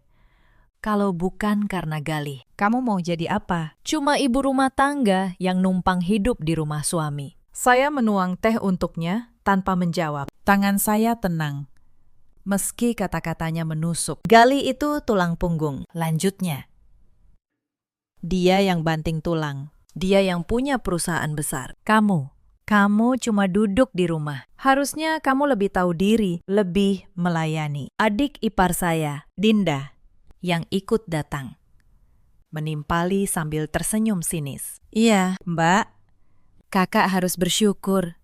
Banyak perempuan yang mau di posisi Mbak." Saya menatap mereka berdua. Andai mereka tahu bahwa perusahaan yang mereka banggakan itu berdiri di atas tanda tangan saya, bahwa direktur yang mereka puja itu hanyalah wajah, bukan pemilik. Tapi saya hanya tersenyum tipis. "Iya, Bu, saya bersyukur kok." Mereka tertawa, puas merendahan saya. Mereka tidak tahu, mereka sedang tertawa di atas panggung yang sebentar lagi akan runtuh di bawah kaki mereka sendiri. Senin pagi, saya pergi menemui satu-satunya orang yang tahu seluruh rahasia saya. Namanya Pak Hendra, notaris, sekaligus sahabat saya sejak kuliah. Dialah yang dulu membantu saya menyusun seluruh struktur perusahaan 12 tahun lalu. Kami bertemu di kantornya, di sebuah gedung tenang di kawasan Kuningan. Saya menceritakan semuanya. Amplop coklat, uang yang diambil dari kas perusahaan. Perempuan bernama Fania. Pak Hendra mendengarkan dengan wajah serius. Lalu, ia membuka lemari arsipnya dan mengeluarkan sebuah map tebal yang sudah lama tersimpan. "Rani," katanya pelan, "kamu masih ingat apa yang kita susun dulu, kan?" Saya mengangguk. Saya ingat setiap detailnya. Akta perusahaan ini jelas. Lanjutnya sambil membuka lembar demi lembar. Galih memang direktur utama, tapi soal kepemilikan, semuanya tertulis hitam di atas putih. Dan posisimu tidak bisa diganggu-gugat oleh siapapun. Saya menatap lembaran-lembaran itu. Dokumen yang selama 12 tahun menjadi tameng diam saya. Galih tidak pernah membacanya dengan teliti. Ia hanya menandatangani apa yang saya sodorkan. Karena ia terlalu sibuk menikmati gelarnya. "Saya butuh semuanya rapi." "Pakistan," kata saya. Setiap surat, setiap bukti transfer, setiap dokumen. Saya ingin semuanya siap dalam 3 hari. Pak Hendra menatap saya lama. Kamu yakin? Rani. Setelah ini, tidak ada jalan kembali. Saya menatapnya tanpa ragu. Jalan kembali sudah ditutup oleh suami saya sendiri. Pakistan. Saya hanya menyelesaikannya. Saya keluar dari kantor itu dengan map tebal di tangan. Untuk pertama kalinya, dalam berbulan-bulan, saya merasa ringan. 2 hari sebelum keberangkatan, kesombongan mereka sampai ke puncaknya. Saya tidak sengaja mendengar percakapan Galih di telepon di balik pintu kamar. Suaranya riang. Suara yang sudah lama tidak ia tunjukkan pada saya. Iya, semua sudah beres, katanya. Tiket aman, hotel aman, kamu tenang saja, sayang. Soal istriku, dia tidak akan tahu apa-apa. Dia cuma di rumah, mengurus dapur. Saya berdiri diam di balik pintu. Setiap kata itu seperti pisau. Bukan karena ia mengkhianati saya, tapi karena ia begitu yakin saya bodoh, begitu yakin saya tidak berdaya. Sore harinya, sebuah foto masuk ke grup keluarga besar. Vania, perempuan itu, mengunggah foto paspor dan tiket umroh dengan tulisan perjalanan suci bersama orang tersayang. Dinda, adik ipar saya, langsung membalas dengan emotikon hati. Bu Sukma menulis, semoga lancar. Nak, mereka semua tahu. Seluruh keluarga tahu. Dan mereka semua diam-diam mendukung. Hanya saya, istri sah, yang dianggap tidak perlu tahu. Hanya saya yang ditinggalkan dalam gelap, seolah saya hanya perabot di rumah ini. Malam itu, saya duduk sendiri di ruang kerja saya. Saya tidak menangis. Air mata saya sudah kering sejak lama. Yang tersisa, hanya satu hal yang dingin dan jernih. Keputusan. Saya membuka laptop dan mulai menyusun langkah terakhir. Malam sebelum keberangkatan, saya tidak tidur. Saya menata semuanya di atas meja. Map berisi mutasi rekening perusahaan, salinan akta dan dokumen kepemilikan dari Pak Hendra, tangkapan layar pesan Vania, dan satu surat resmi yang sudah saya siapkan bersama notaris saya. Saya menghubungi Pak Hendra untuk memastikan semuanya sah secara hukum. Saya menghubungi bank, memastikan satu instruksi penting akan berlaku tepat esok pagi. Saya menghubungi beberapa orang kunci di perusahaan, mengundang mereka ke sebuah pertemuan mendadak. Setiap detail saya periksa 2 kali. Seperti saya memeriksa neraca yang tak boleh selisih 1 rupiah pun. Di kamar sebelah, Galih tidur pulas. Kopernya sudah siap di dekat pintu. Ia bermimpi indah, mengira esok adalah awal kebahagiaannya dengan perempuan lain. Ia tidak tahu, esok adalah hari di mana seluruh dunia yang ia banggakan akan runtuh. Bukan dengan teriakan, bukan dengan air mata, tapi dengan selembar demi selembar kertas yang tidak bisa ia bantah. Saya menatap langit yang mulai terang di ufuk timur. Lalu, saya berbisik pelan pada diri sendiri. Selamat jalan, Mas.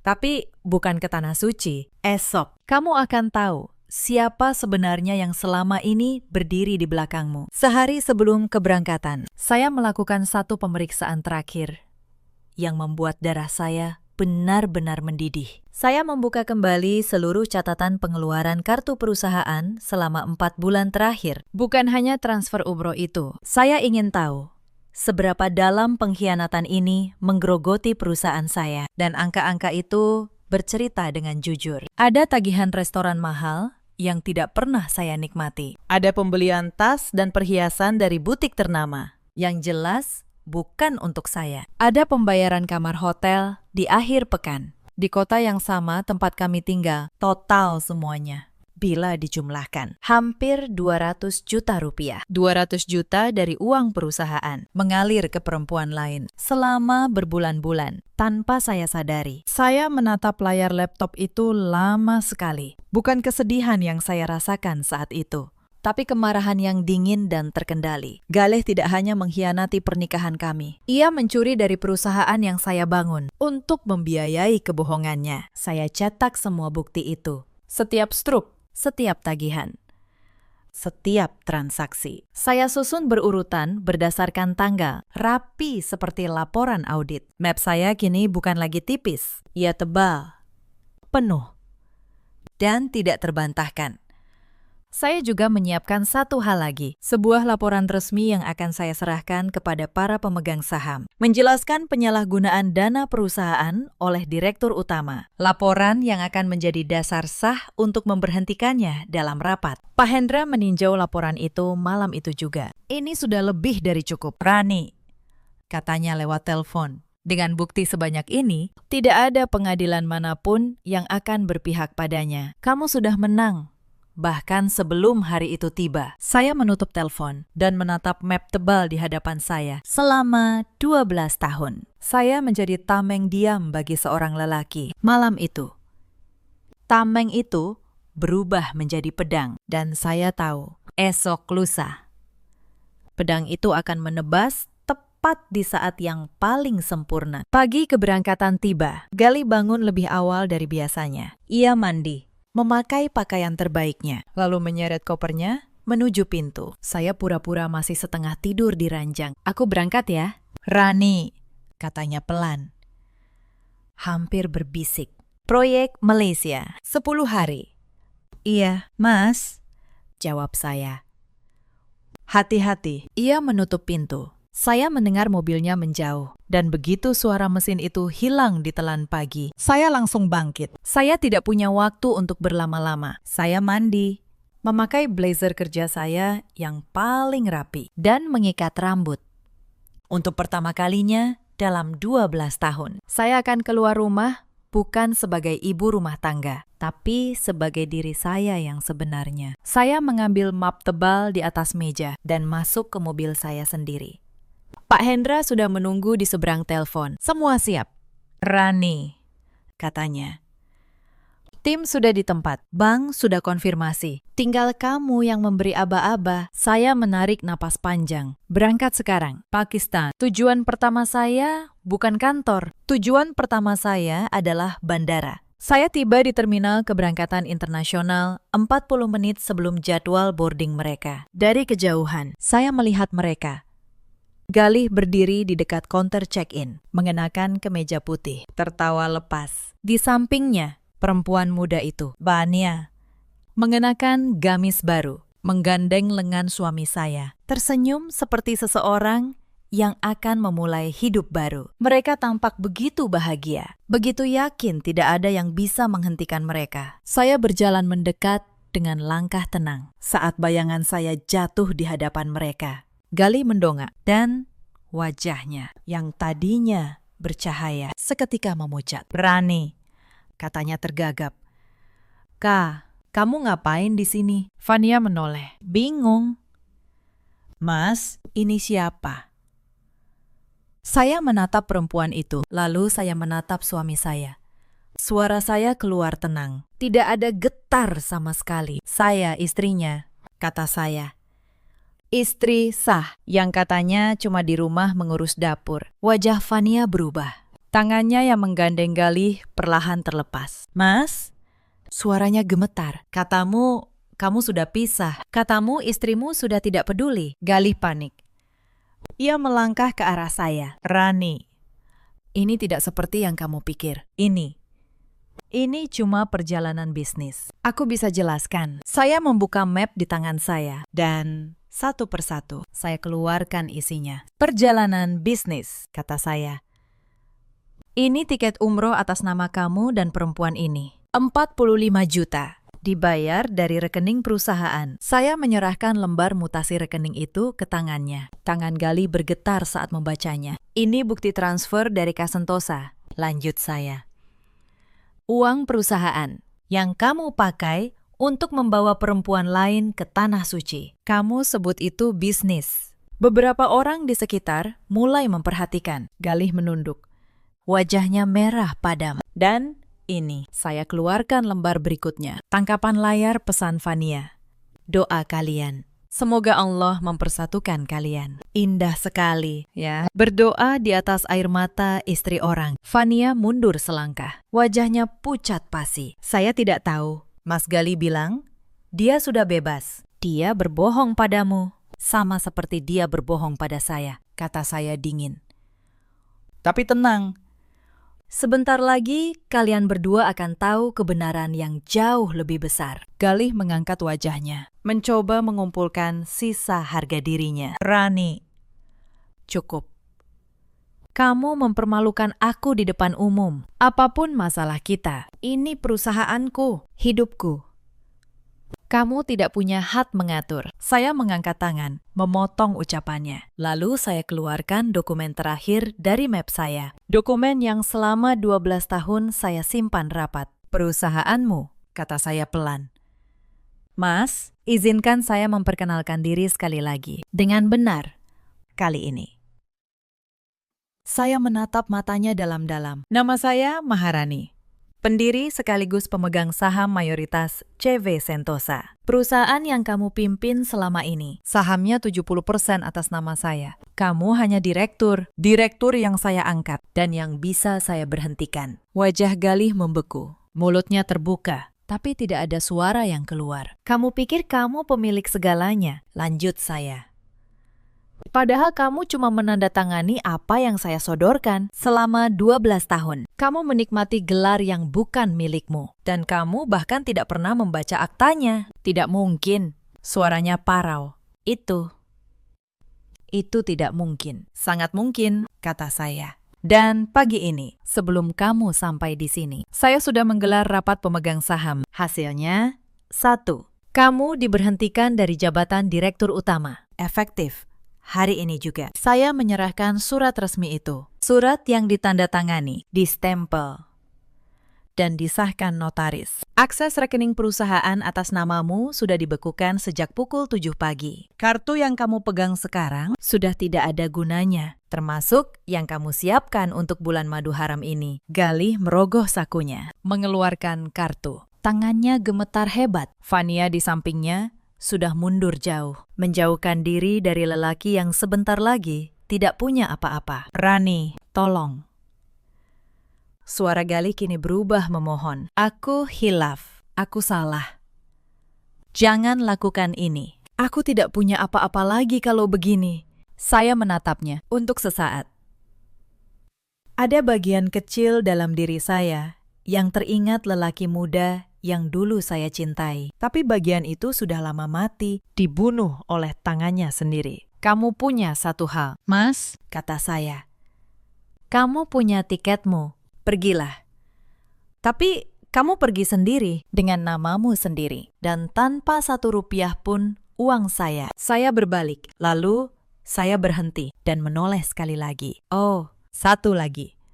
Surat gugatan cerai akan sampai ke pengacaramu minggu ini. Saya sudah menyiapkan semuanya. Hitam di atas putih. Saya melangkah pergi, meninggalkan mereka berdua di tengah keramaian bandara. Galih berdiri mematung, memegang kertas-kertas yang menghancurkan seluruh dunianya. Fania menangis sambil menyeret kopernya menjauh, sendirian. Mereka datang ke bandara untuk memulai perjalanan suci yang dibangun dari dosa. Mereka pulang dengan tangan kosong dan nama yang hancur. Saat saya melangkah meninggalkan mereka, sesuatu yang tak terduga terjadi. Galih, lelaki yang baru saja kehilangan segalanya, tiba-tiba berlari mengejar saya. Rani, tunggu, teriaknya. Suaranya pecah. Kamu tidak bisa melakukan ini. Aku suamimu. Apapun yang terjadi, kita masih menikah. Saya berhenti, lalu berbalik perlahan. Orang-orang di sekitar kami mulai berkerumun, menonton drama yang terjadi di tengah terminal. Menikah, kata saya pelan. Kamu masih berani menyebut kata itu, sambil berdiri di samping perempuan yang kamu ajak ke tanah suci dengan uang saya. Galih terdiam. Banyak yang berdiri tak jauh sudah menangis terseduh sambil menutup wajahnya. Aku akan berubah, kata Galih. Hampir berlutut. Aku akan kembali. Kita mulai dari awal lagi. Tolong, Rani, jangan hancurkan hidupku. Saya menatapnya lama. Lalu saya berkata dengan suara yang sangat tenang, hampir berbisik. Hidupmu bukan saya yang hancurkan, Mas. Kamu yang menghancurkannya sendiri. Setiap kali kamu memilih dia di atas saya, setiap kali kamu mengambil uang perusahaan untuk membohongi saya. Saya hanya berhenti menutupinya. Saya melihat seorang ibu di kerumunan mengangguk-angguk. Seorang bapak bahkan bertepuk tangan pelan. Mereka tidak tahu seluruh ceritanya, tapi mereka tahu mana yang benar dan mana yang salah. Pulanglah, Mas, kata saya akhirnya, ke rumah ibumu. Itu satu-satunya tempat yang masih mau menerimamu sekarang. Lalu saya berbalik dan berjalan keluar dari terminal itu dengan kepala tegak. Di belakang saya, suara isak tangis dan permohonan Galih perlahan menghilang. Tertelan keramaian bandara. Saya tidak menoleh lagi, sebab di depan saya ada hidup baru yang sudah menunggu. Berita itu menyebar cepat ke seluruh keluarga. Sore harinya, Bu Sukma menelepon saya berkali-kali. Saat akhirnya saya angkat, suaranya sudah tidak setinggi biasanya. Rani, katanya. Nadanya berubah. Galih cerita semuanya. Tolong, Nak, pikirkan baik-baik. Itu perusahaan keluarga kita. Galih kan suamimu. Bu, kata saya, tenang. Selama 12 tahun. Ibu bilang, saya cuma numpang hidup. Cuma ibu rumah tangga yang tidak tahu diri. Sekarang ibu menyebutnya perusahaan keluarga. Hening di seberang telepon. Perusahaan itu saya yang bangun. Bu, dari nol. Dengan uang saya, dengan keringat saya. Galih hanya memakai namanya. Dan dia membayar perselingkuhannya dengan uang itu. Apa menurut ibu? Saya masih harus diam. Bu Sukma tidak menjawab. Untuk pertama kalinya, perempuan yang selalu merendahkan saya itu kehilangan kata-kata. Dinda, adik ipar saya, mencoba menyerang saya di grup keluarga. Ia menulis bahwa saya kejam, bahwa saya tidak tahu memaafkan, bahwa saya menghancurkan kakaknya. Saya tidak membalas dengan kemarahan. Saya hanya mengunggah satu hal. Salinan bukti transfer 45 juta dari kas perusahaan dan tangkapan layar doa Fania yang ingin dipersatukan dengan suami orang. Grup itu sunyi seketika. Tidak ada lagi yang membela, sebab kebenaran ketika hitam di atas putih. Tidak butuh banyak kata untuk bicara. Tapi izinkan saya mundur sejenak ke hari-hari sebelum bandara itu. Sebab kemenangan yang terlihat mudah di pagi itu sebenarnya disusun dari malam-malam panjang yang penuh perhitungan. Setelah saya menemukan amplop coklat itu, saya tidak langsung bertindak. Saya tahu, satu langkah yang gegabah bisa menghancurkan semua yang saya bangun. Jika saya berteriak terlalu cepat, Galih akan menyembunyikan jejaknya. Bukti akan hilang. Dan saya akan jadi istri histeris yang tidak punya apa-apa di tangan. Maka, saya memilih cara yang berbeda. Cara seorang akuntan. Saya mulai mencatat. Setiap kali Galih pulang dengan aroma parfum asing, saya catat tanggalnya. Setiap kali ia berbohong soal lembur atau rapat, saya cocokkan dengan jadwal perusahaan yang saya pegang. Dan setiap kebohongan itu satu persatu runtuh saat dibandingkan dengan data. Ada satu malam ia bilang rapat dengan klien sampai larut. Tapi saya tahu tidak ada agenda rapat malam itu di kalender perusahaan. Ada malam lain, ia bilang keluar kota, padahal mobilnya terekam, masih berputar di dalam kota, lewat tagihan parkir yang masuk ke kartu perusahaan. Galih tidak pernah sadar bahwa setiap pengeluaran kartu perusahaan tercatat rapi di sistem yang saya awasi. Ia mengira kartu itu memberinya kebebasan, padahal kartu itu justru menjadi saksi paling jujur atas semua kebohongannya. Saya juga mulai memetakan struktur perusahaan dengan teliti bersama Pak Hendra. Kami pastikan tidak ada satu celah pun. Komposisi saham, susunan pengurus, kewenangan rekening. Semuanya kami periksa ulang. Saya ingin saat hari itu tiba, tidak ada satu kata pun yang bisa Galih bantah. Pekerjaan ini melelahkan. Banyak malam saya hampir menyerah. Banyak kali saya menatap foto pernikahan kami di dinding dan bertanya, apakah saya benar-benar harus melakukan ini? Tapi setiap kali keraguan datang, saya teringat senyum Galih di telepon. Saya teringat kalimatnya, istriku cuma di rumah, dia tidak akan tahu apa-apa. Dan keraguan itu pun menguap, berganti tekad yang makin keras. Saya bukan sedang membalas dendam. Saya sedang menegakkan keadilan atas hidup yang saya bangun sendiri. 3 hari sebelum keberangkatan, saya melakukan satu hal yang paling berat. Saya menemui salah satu karyawan senior perusahaan, seorang yang saya percaya, yang sudah ikut sejak Sentosa masih dapur kecil. Namanya Pak Bagus, kepala bagian keuangan operasional. Ia satu-satunya orang di perusahaan, selain saya dan Pak Hendra, yang tahu siapa sebenarnya pemilik mayoritas Sentosa. Bu Maharani, katanya saat saya jelaskan rencana saya. Saya sudah menunggu hari ini selama bertahun-tahun. Banyak dari kami tahu bagaimana Pak Gali memperlakukan ibu. Banyak yang muak melihat dia menghambur-hamburkan uang perusahaan. Kami siap mendukung ibu. Saya hampir menangis mendengar itu. Selama ini saya mengira saya berjuang sendirian. Ternyata ada orang-orang yang diam-diam menghormati saya, menunggu saatnya kebenaran tegak. Pak Bagus membantu saya menyiapkan dokumen rapat. Ia menghubungi pemegang saham minoritas, yang ternyata juga sudah lama tidak nyaman dengan gaya Galih. Semua sepakat. Saat rapat digelar, suara untuk memberhentikan Galih nyaris bulat. Maka pagi itu, sebelum saya berangkat ke bandara, rapat pemegang saham sudah selesai dalam 30 menit. Cepat, bersih, dan sah secara hukum.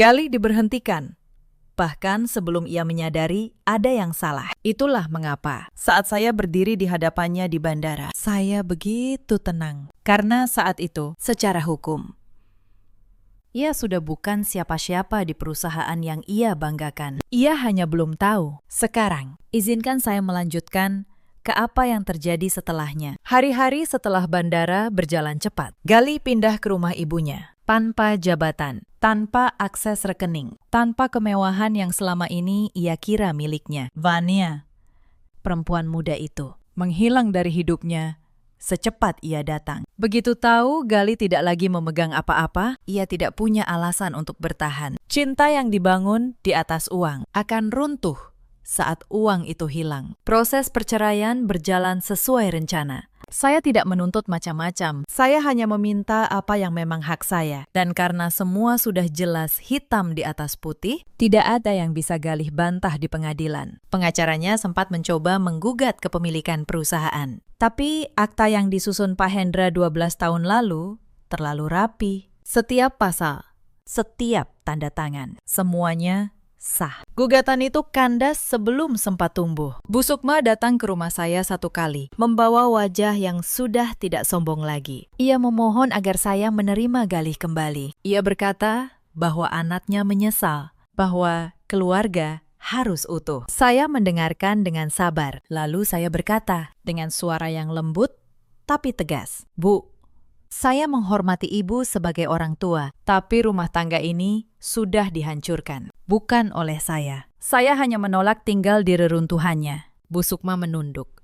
Untuk pertama kalinya, ia tidak punya kalimat merendahkan untuk saya. Ia pergi dengan diam, membawa pulang penyesalan yang datang terlambat. Setelah semua selesai, saya kembali ke perusahaan. Bukan lagi sebagai bayangan di balik nama suami, tapi sebagai diri saya sendiri. Hari pertama saya masuk ke kantor sebagai pemimpin resmi. Para karyawan menyambut saya dengan tepuk tangan. Banyak dari mereka yang ternyata sudah lama tahu dan diam-diam menunggu hari ini. Saya berdiri di depan mereka, di ruang yang dulu hanya saya lihat dari balik laporan keuangan. Saya berkata bahwa perusahaan ini akan tetap berjalan, lebih kuat, lebih jujur, dan tanpa lagi uang yang menetes ke tempat-tempat yang salah. Sentosa tumbuh lebih baik dari sebelumnya. Bebannya hilang, kebocorannya tertutup. Dan untuk pertama kalinya dalam bertahun-tahun, saya pergi ke kantor, bukan dengan dada yang sesak, tapi dengan langkah yang ringan. Beberapa bulan kemudian, saya akhirnya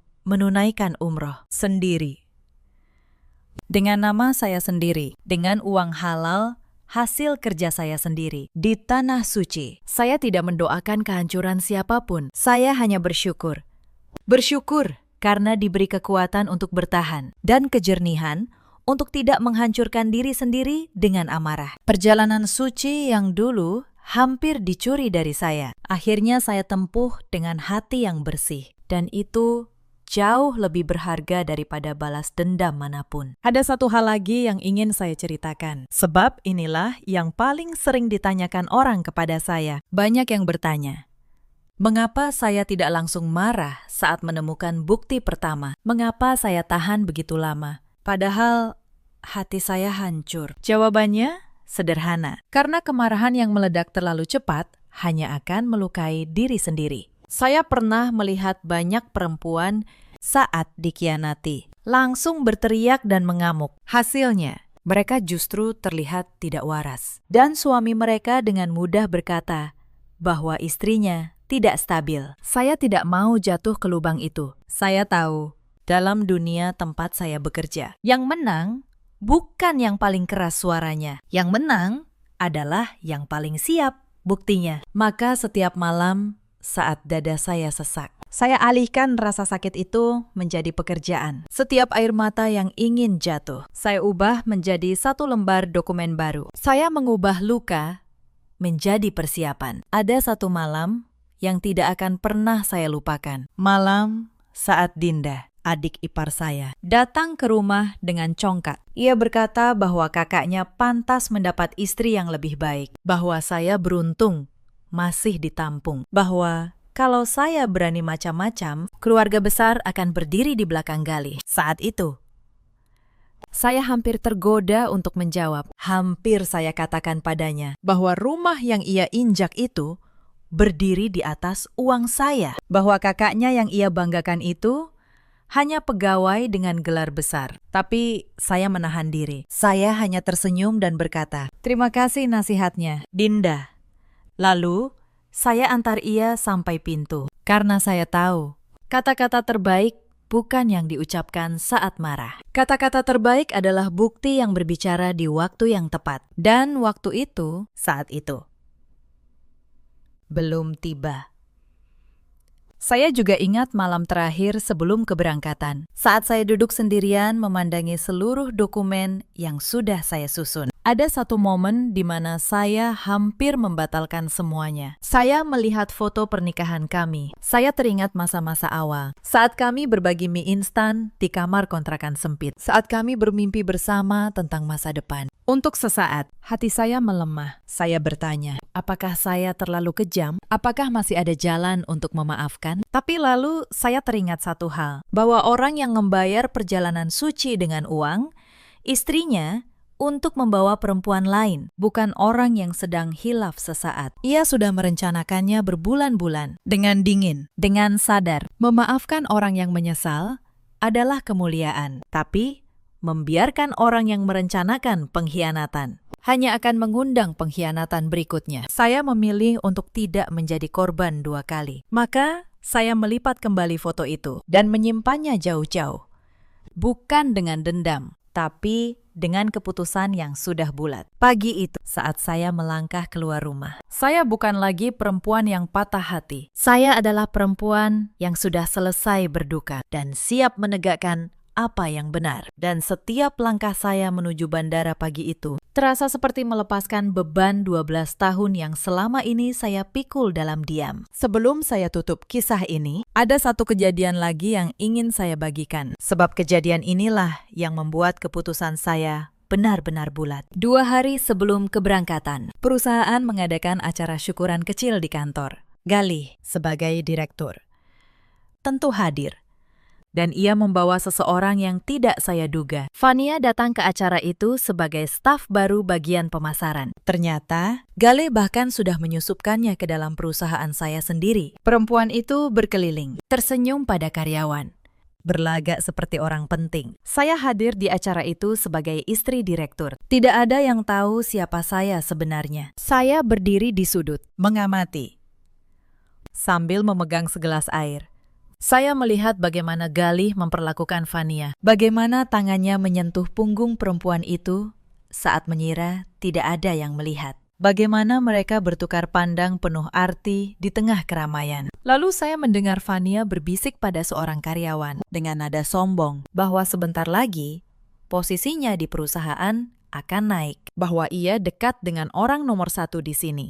Saya hampir tertawa mendengarnya. Perempuan itu mengira ia dekat dengan pemilik. Padahal ia sedang menghina pemilik yang berdiri 3 meter darinya, memegang gelas air. Saat acara hampir selesai, salah satu karyawan senior, tanpa tahu situasinya, memperkenalkan saya pada Fania. Ini Bu Maharani, istri Pak Gali. Wajah Fania berubah sedikit, lalu ia tersenyum dingin.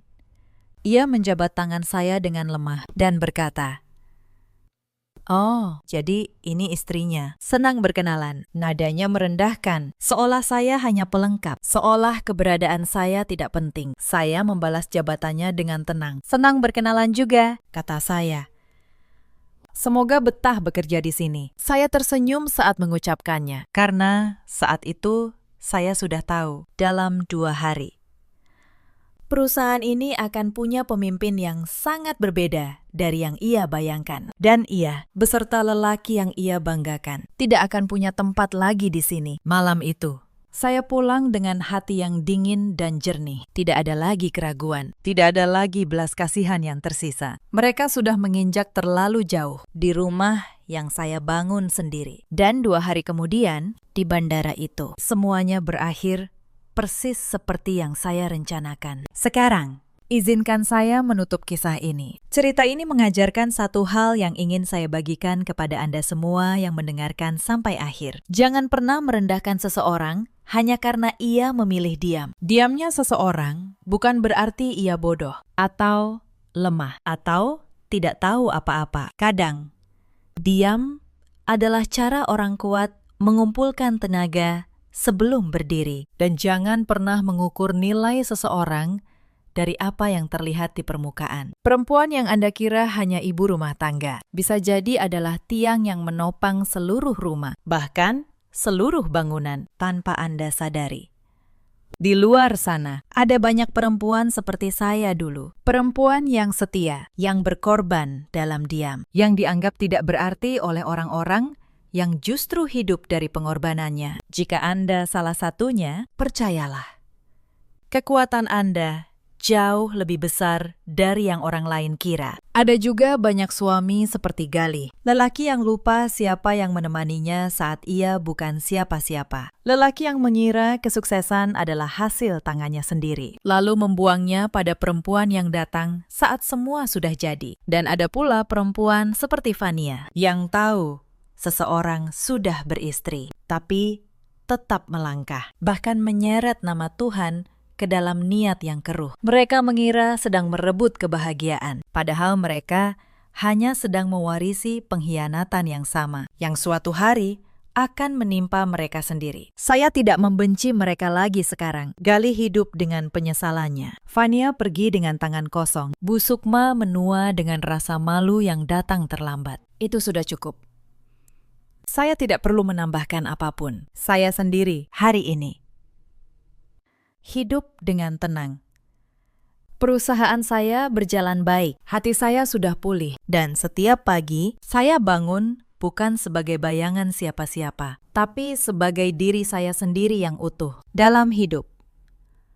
Kita memang tidak selalu bisa memilih siapa yang mengkhianati kita, tapi kita selalu bisa memilih apakah akan hancur karenanya atau bangkit lebih kuat darinya. Saya memilih bangkit, dan saya harap siapapun Anda yang sedang mendengarkan ini, di tengah luka Anda sendiri, Anda juga memilih hal yang sama. Sebab luka tidak pernah menentukan akhir cerita kita. Yang menentukan adalah apa yang kita lakukan setelahnya. Apakah kita membiarkannya menenggelamkan kita atau menjadikannya tangga untuk berdiri lebih tinggi dari sebelumnya? Saya pernah berada di titik terendah. Saya pernah merasa tidak berharga di rumah saya sendiri. Tapi saya belajar bahwa harga diri seseorang tidak ditentukan oleh bagaimana orang lain memperlakukannya, melainkan oleh bagaimana ia memperlakukan dirinya sendiri saat semua orang berpaling. Hari ini, saya berdiri tegak, bukan karena saya menang melawan seseorang, tapi karena saya menolak menyerah pada keadaan yang ingin membuat saya kecil. Jika kisah ini menyentuh hati Anda, ceritakan pengalaman Anda di kolom komentar. Mungkin cerita Anda akan menjadi kekuatan bagi orang lain yang sedang berjuang dalam diam. Terima kasih sudah menemani saya sampai akhir. Sampai jumpa di kisah berikutnya.